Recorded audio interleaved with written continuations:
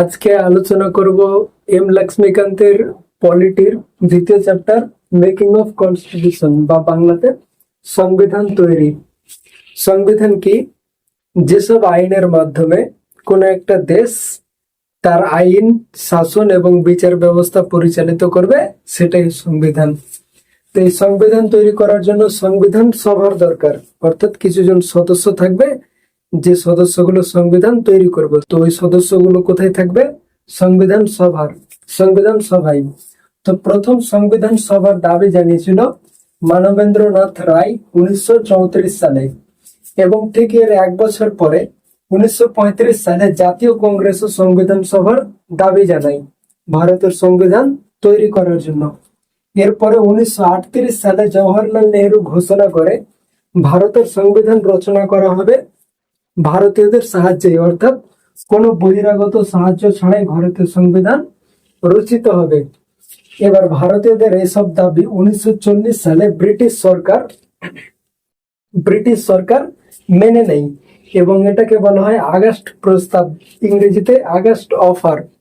কেন 1940 সালে ব্রিটিশ সরকার এইসব দাবি মেনে নেই? এর কারণ হলো দ্বিতীয় বিশ্বযুদ্ধ চলেছিল 1939 থেকে 1945 খ্রিস্টাব্দ পর্যন্ত। অর্থাৎ এই সময়কালে ব্রিটেনের সাহায্য দরকার ছিল আমাদের ভারতের। ওই জন্য ভারতের বিভিন্ন দাবি দেওয়া সেই সময় মেনে নেওয়া হয়েছিল।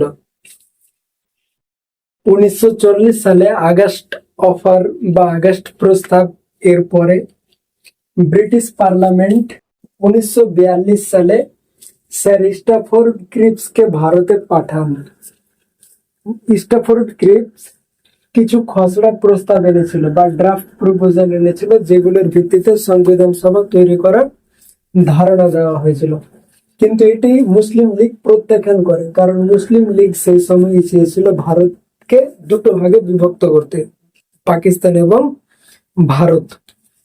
যেহেতু স্ট্যাফোর্ড ক্রিপসে ভারত এবং পাকিস্তান দুটো আলাদা আলাদা প্রদেশের জন্য কোনো উল্লেখ করা হয়নি, ওই জন্য মুসলিম লীগ এটিকে প্রত্যাখ্যান করেছিল। এরপরে 1946 সালে ক্যাবিনেট মিশন এসেছিল। ক্যাবিনেট মিশনের মধ্যে 3জন সদস্য ছিল, Lord Lawrence, Stafford Cripps, A V Alexander. এই 3জন সদস্য মিলে একটা ক্যাবিনেট মিশন গঠন করেছিল।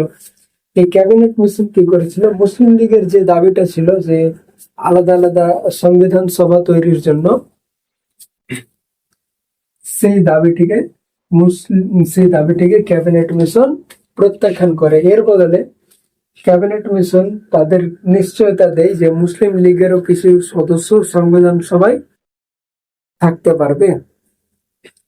1945 সালে দ্বিতীয় বিশ্বযুদ্ধের পরে 1946 সালে ক্যাবিনেট মিশন অনুযায়ী ভারতের সংবিধান সভার যেমন কাঠামো নির্ণয় করা হয়েছিল, সেখানে ছিল 389টি আসন, মোট আসন 389টি আসনের মধ্যে 296টি ছিল ব্রিটিশ ভারতের জন্য, অর্থাৎ তখন ভারতের যেসব অঞ্চলগুলো ব্রিটিশদের অধীনে আছে সেসব অঞ্চল থেকে আসন ছিল 296টা, এবং 93টা আসন ছিল দেশীয় রাজ্যের জন্য, অর্থাৎ তখন পর্যন্ত ব্রিটিশদের সরাসরি অধীনে ভারতের যেসব অঞ্চল আসেনি সেসব অঞ্চলগুলো থেকে মোট আসন ছিল 93টা।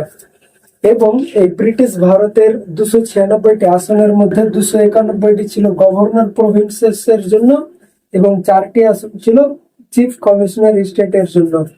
এবং এই 291টি আসনের মধ্যে এই 291টি আসনকে 3 ভাগে ভাগ করা হয়েছিল: মুসলিম, শিখ এবং সাধারণ, অর্থাৎ এদের জন্য আসন সংরক্ষিত করা হয়েছিল।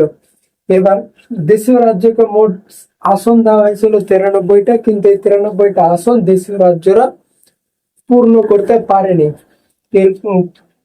করেনি। এর কারণ হলো দেশীয় রাজ্যের রাজাগুলো তখন পর্যন্ত একনায়কতন্ত্রে বিশ্বাসী ছিল, তারা গণতন্ত্রতে, ডেমোক্রেসিতে আসতে তারা চায়নি, ওই জন্য এই 93টি আসন পূর্ণ হয়নি। এবং এই দেশীয় রাজ্যের যে আসনগুলো ছিল সে আসনগুলো নিযুক্তির মাধ্যমে পূর্ণ করা হয়েছিল। নিযুক্তি মানে কি? নিযুক্তির মাধ্যমে পাঠানো হয়েছিল এই আসনগুলো। নিযুক্তি মানে কি? নমিনেটেড। দেশীয় রাজ্যের রাজা কোন একজন লোককে সংবিধান সভায় পাঠিয়ে দিল, এটাই। কিন্তু এখানে যে আসনগুলো আছে এগুলো ভোটের মাধ্যমে, এই আসনের সদস্যগুলো ভোটের মাধ্যমে নির্বাচিত হয়েছিল, অর্থাৎ এটি ছিল ইলেক্টেড বডি, ইলেক্টেড, আর এটি ছিল নমিনেটেড।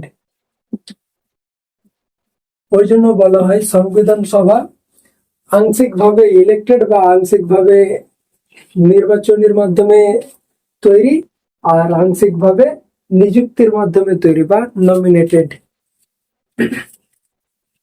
এবং এই মোট 389টি আসন ছাড়াও তখনকার সময়ে ভারতের বিভিন্ন রকম প্রসিদ্ধ মানুষজন সংবিধান সভার সঙ্গে যুক্ত ছিল, কিন্তু গান্ধীজি সংবিধান সভার সঙ্গে যুক্ত ছিলেন না।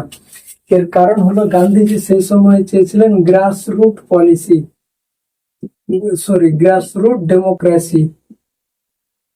এই গ্রাসরুট ডেমোক্রেসির ব্যাপারে পরে আলোচনা করা হয়েছে, ওই জন্য এইখানে অত ডিটেলসে আলোচনা করা যাবে না।